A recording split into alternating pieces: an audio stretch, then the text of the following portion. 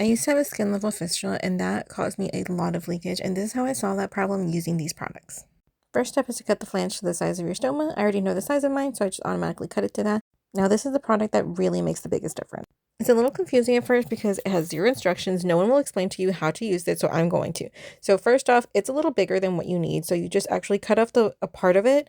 I always cut the top or bottom part because there is one side that has the plastic that will help you be able to stick this on properly. You do not want to cut that off.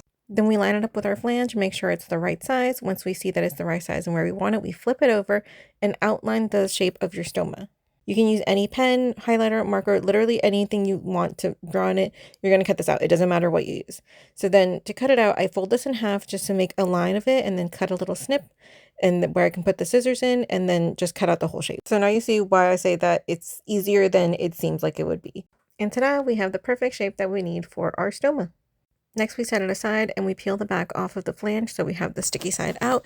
And this is the most important part. You need to make sure that you do not glue the wrong side down because I have done that multiple times and it's terrible. You see this part that is like skin color, you put that onto the sticky part because if you do this wrong, then you can't use it and you have to just get a whole other flange. This becomes trash and it is the most frustrating thing. So make sure that you have the right size, push all the sides down, try to get it stuck on there as best as you can. It is a little tricky sometimes. It doesn't always stick well, but that's okay. As long as you get it at least like mostly stuck on there, you're fine. So this is the plastic I was saying earlier and you just peel that off.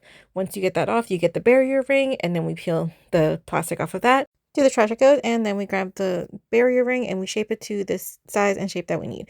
It's okay if you don't get this perfect. I mess this up all the time. It is movable. It is not like permanent. It stretches and you can just reshape it to whatever size shape you need.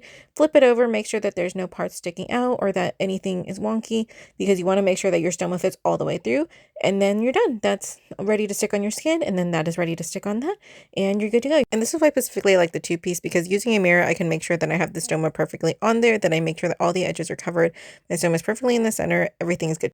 Then we stick the back on, line it up, make sure it's at an angle that you like.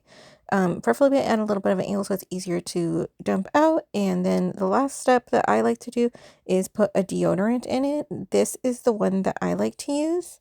It has the least amount of smell from what I've tried, and you just need a little bit in there. But just be careful because it is blue and it can stain if you get it on something, so just watch out for that. Then we roll this up and it's good to go.